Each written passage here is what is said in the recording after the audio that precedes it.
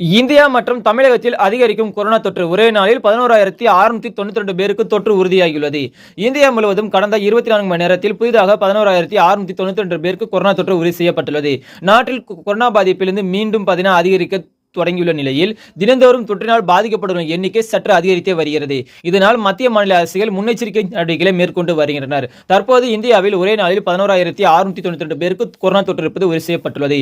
நேற்று 12,492 பேருக்கு இருந்த தொற்று இன்று சற்று குறைந்துள்ளது. மேலும் கொரோனாவால் பாதிக்கப்பட்டு சிகிச்சை பெறுவோரின் எண்ணிக்கை 65,286 இருந்து 66,170 உயர்ந்துள்ளது. இந்தியாவில் கொரோனா பாதிப்பால் 28 பேர் நேற்று ஒரே நாளில் மட்டும் உயிரிழந்துள்ளனர். முந்தைய நாள்ல அப்போ ஒரு 27 பேர் உயிரிழந்துள்ளனர்.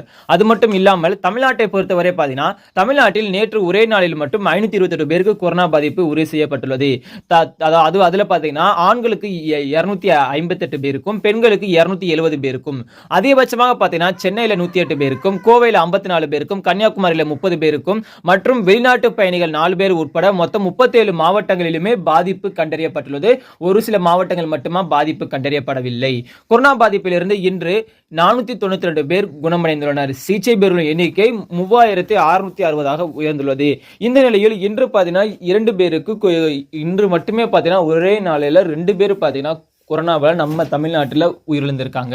இதே மாதிரி கொரோனா பற்றிய முக்கிய செய்திகளை தெரிஞ்சுக்கொள்ள எப்போதுமே நம்ம சேனலுடன் இணைந்திருங்கள். அனைவருக்கும் நன்றி, வணக்கம்.